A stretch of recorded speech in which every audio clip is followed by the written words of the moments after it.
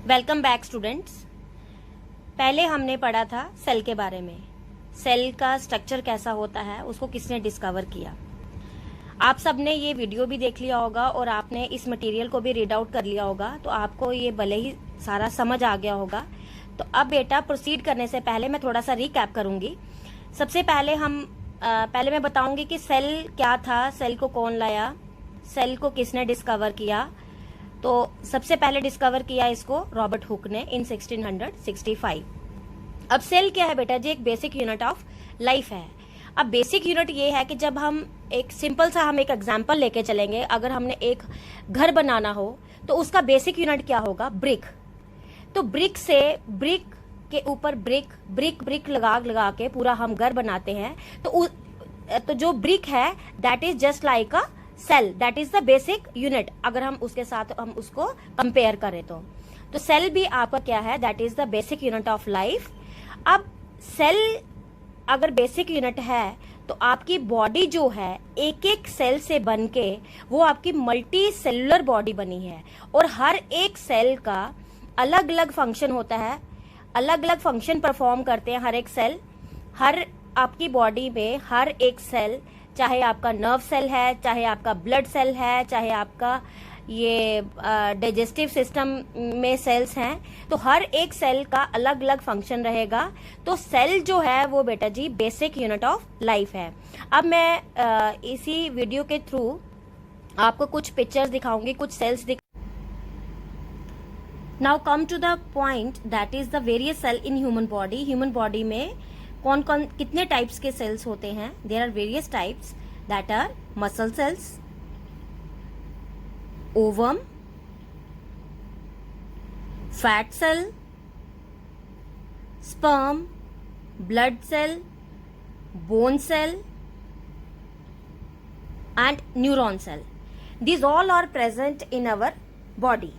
Means we are multicellular organism. Means एक ही organism में बहुत सारे सेल्स हैं जो अलग अलग फंक्शन जो हैं वो परफॉर्म करते हैं। जैसे न्यूरॉन सेल है, ये हमारे ब्रेन में प्रेजेंट होता है और ये मैसेज को ट्रांसमिट करता है from one neuron to another neuron. उसी तरह मसल सेल्स जो हैं ये हमारी बॉडी की मूवमेंट को हेल्प देते हैं। अब हम नंबर ऑफ सेल्स के बेसिस के ऊपर ही हम ऑर्गेनिज्म को डिवाइड करते हैं। Types of organism on the basis of number of cells. तो इसी के बेसिस के ऊपर हमने नंबर ऑफ सेल्स के ऊपर हमने ऑर्गेनिजम्स को डिवाइड किया। First is unicellular organism and the second is multicellular organism. Means both are on the basis of number of cells.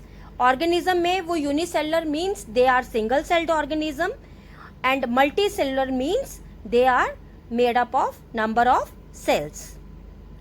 जैसे मैंने आपको पीछे सेल्स दिखाया कि हमारी बॉडी में बहुत सारे सेल्स रहते हैं। अब यूनिसेलुलर की अगर हम बात करते हैं, that is it is a single celled organism and all the functions performed by the single cell. Means एक सिंगल सेल ही सारे फंक्शंस को परफॉर्म करेगा, और इसका जो लाइफ स्पैन है वो बहुत ही छोटा होता है। That is its life span is too short.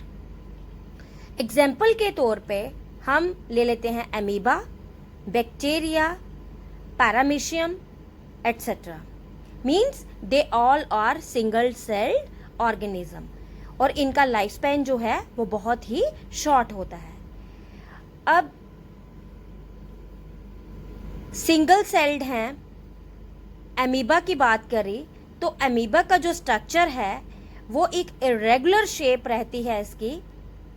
इसमें एक न्यूक्लियस रहता है, pseudopodias are there, and it is unicellular organism. इसका स्ट्रक्चर इरेगुलर रहता है, सीडोपोडियाज रहते हैं, बट ये क्या है? Unicellular organism. Now come to the point that is multicellular organism. multicellular organism में ये जो सेल्स हैं, मल्टीसेलुलर ऑर्गेनिज्म में जो बॉडी है there are large number of cells are there. हर एक सेल जो है वो डिफरेंट फंक्शन जो है वो परफॉर्म करेगा, और इसका लाइफ स्पैन जो है दैट इज लॉन्ग। यूनिसेलुलर में शॉर्ट था और मल्टी सेलुलर में लॉन्ग है। मल्टी सेलुलर बॉडी जो है ये इसके एग्जाम्पल के तौर पे हम देखेंगे किस किस की होती है। ह्यूमन की है, ट्रीज की है, एनिमल्स की है। ह्यूमन की बात करें तो आपने पीछे सारे सेल्स देखे। ट्रीज में आपने ओनियन पील देखा। ओनियन पील में आपने जब उसकी कवरिंग उतारी, उसका स्ट्रक्चर देखा कि वो सेल्स कैसे रहते हैं। अब ट्रीज में भी there are large number of cells are there. Animals में भी there are large number of cells, और हर एक सेल जो है वो डिफरेंट फंक्शन जो है वो परफॉर्म करेगा, और इनका जो लाइफ स्पैन है वो बहुत ही लंबा होता है। हर एक सेल जो है अलग अलग फंक्शन जो है वो परफॉर्म करेगा। जैसे कि पीछे भी मैंने आपको बताया कि मसल सेल्स जो हैं वो मसल्स की मूवमेंट के लिए हेल्प करेंगे। नर्व सेल्स जो हैं वो मैसेज को कंडक्ट करेंगे, ब्रेन को मैसेज देंगे। आपके ब्लड सेल्स जो हैं ये ब्लड में रहते हैं और फ्लो करते हैं थ्रू आउट द बॉडी। तो अब हम आगे चलते हैं कि जो सेल है ये किसका बना होता है। What is cell made up of? Every cell do basic function like exchange of gases, digestion, absorption etcetera. Exchange of gases में बात करें तो सेल जो है वो कैसे फंक्शन परफॉर्म करता है। कार्बन डाइऑक्साइड और ऑक्सीजन गैसेस हैं। अब उसमें क्या होगा, प्लांट जो हैं वो दिन को अगर हमें ऑक्सीजन देते हैं तो बदले में कार्बन डाइऑक्साइड लेते हैं। तो ये क्या है, there is the exchange of gases. अब सेल में जो है वो exchange of gases that take place in case of plants as well as in case of animals. Digestion और इसका एब्जॉर्प्शन में भी। अब 3 कंपोनेंट होते हैं सेल के, that is cell membrane, it is also called as the plasma membrane, nucleus and cytoplasm. Cell membrane को जैसे मैंने कहा कि प्लाज्मा मेम्ब्रेन भी कहते हैं। अब ये जो आपको ओनियन पील्स मैंने आपको दिखाए थे, तो जो बाहर वाली कवरिंग है that is called as the cell membrane, इसको हम प्लाज्मा मेम्ब्रेन भी कहते हैं। अब इसके अंदर जो है एक डॉट लाइक स्ट्रक्चर है दैट इज न्यूक्लियस। अब दूसरे केस में ये एग लाइक स्ट्रक्चर जो है दैट इज, इसकी भी बाहर क्या है, प्लाज्मा मेम्ब्रेन। इसके अंदर भी न्यूक्लियस है, dot like structure that is nucleus. अब ये इन केस ऑफ एनिमल है, जो दूसरा स्ट्रक्चर ओवल है, दैट इज जो ऑनियन पील का है। सेल का स्ट्रक्चर बताया है कि इसमें कितने कंपोनेंट्स जो हैं वो रहते हैं।